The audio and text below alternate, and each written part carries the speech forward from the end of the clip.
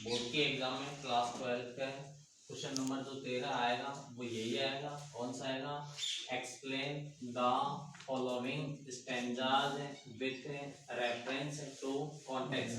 अर्थात आपको जो 5 पॉइंट दी गई हैं उसमें से एक स्टैंजा दे दिया जाएगा और उस स्टैंजा का आपको रेफरेंस, कॉन्टेक्स्ट और एक्सप्लेनेशन करना है। कितने नंबर का आएगा? 6 नंबर का आता है। देखो पोएम को, स्टैंजा को पढ़ना है, फिर पहचानना है कि कौन सी पोएम में से स्टैंजा ली गई है।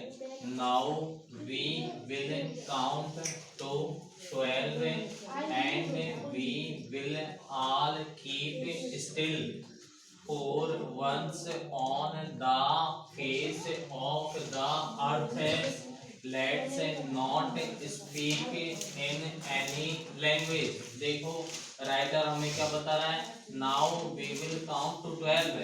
लेखक कह रहा है कि हम अब 12 तक गिनती गिनेंगे। काउंट में होता है गिनती गिनना, 12 में होता है 12 तक। अब हम 12 तक गिनती गिनेंगे and we will all keep still, और 12 तक गिनती गिनते गिनते हम सभी को क्या हो जाना? बिल्कुल शांत हो जाना है। लेखक हमें बता रहा है कि हम 12 तक गिनती गिनेंगे और 12 तक गिनती गिनते गिनते हम सभी को क्या हो जाना? बिल्कुल शांत हो जाना है।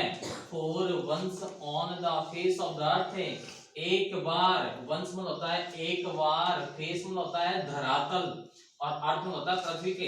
एक बार इस पृथ्वी के धरातल पर let's not speak in any language, हमें किसी भी भाषा में कोई भी शब्द नहीं बोलना है। अर्थात हमें पूरी तरह से क्या हो जाना? बिल्कुल शांत हो जाना है, स्थिर हो जाना है। किसी भी भाषा में कोई भी शब्द नहीं बोलना है, यही लेखक हमें बताना चाह रहा है। संपूर्ण पृथ्वी के लोगों से यही बात, इस बात का संदेश दे रहा है कि हम 12 तक गिनती गिनेंगे और 12 तक गिनती गिनते गिनते सभी को क्या हो जाना? बिल्कुल शांत हो जाना है।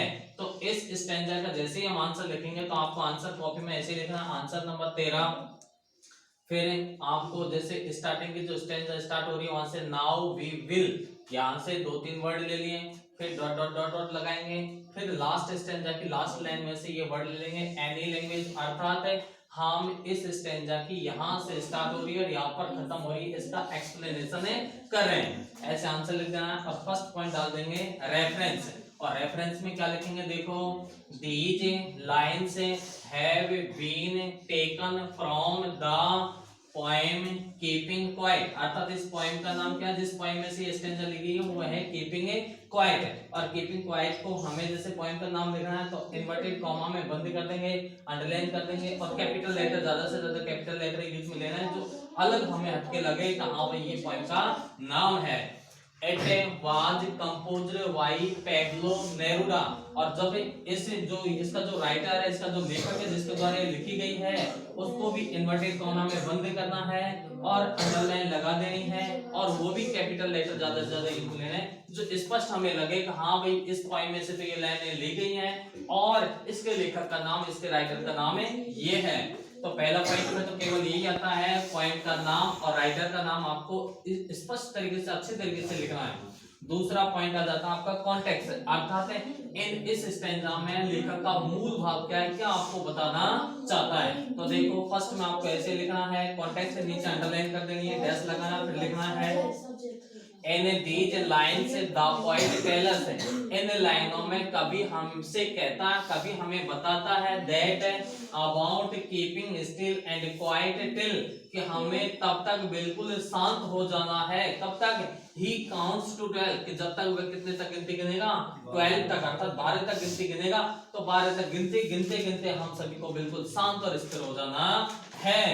इन दिस पोएम, इस पोएम में नेरूडा, लेखक का नाम है नेरूडा, टाल्स हमें बताता है about the necessity of quite intro inspection. ये वर्ड बहुत इंपॉर्टेंट है, इस वर्ड पर ये पूरी पोएम है। इंट्रो इंस्पेक्शन का बोला जाता है आत्म मूल्यांकन करना, अर्थात लेखक हमें बताना चाहता है कि हमें बिल्कुल शांत हो जाना है और हमें अपना आत्म मूल्यांकन करना है कि हम जो कार्य कर रहे हैं वो सही है या गलत है।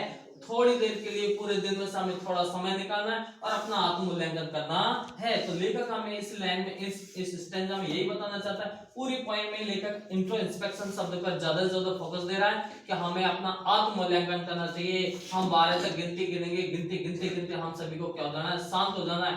इस संपूर्ण पृथ्वी के धरातल पर हमें किसी भी भाषा में कोई भी शब्द नहीं बोलना है। तो लेखक इस पोएम का मूल भाव यही है, इंट्रोस्पेक्शन पर ये वर्ड है जो है आत्ममूल्यांकन, इस पर ये पूरी कहानी है, पूरी पोएम है और लेखक हमें शांत रहने के लिए कह रहा है। और देखो पहला पॉइंट रेफरेंस का हो जाता है, दूसरा पॉइंट कॉन्टेक्स्ट का हो जाता है, तीसरा पॉइंट आ जाता है एक्सप्लेनेशन। एक्सप्लेनेशन का मतलब होता है ये जो स्टैंजा दी गई इसकी हमें संक्षिप्त में एक व्याख्या करनी है, एक्सप्लेनेशन करना अर्थात तो इसकी व्याख्या करनी है। तो आपको एक्सप्लेनेशन करते समय क्या करना है कि in this line the poet is tell us, यही बात बोल देनी है, फिर एक दो लाइन इसमें से ले लेनी है, फिर दो तीन लाइन इसमें से, ऐसे इसकी एक्सप्लेनेशन करनी है अर्थात इसकी व्याख्या करनी है। तो ये पोएम है, ये स्टैंजा है, इस स्टैंजा ये स्टैंजा कीपिंग क्वाइट पोएम में से ली गई है और इसके लेखक का, इसके राइटर का नाम है पैब्लो नेरुदा है।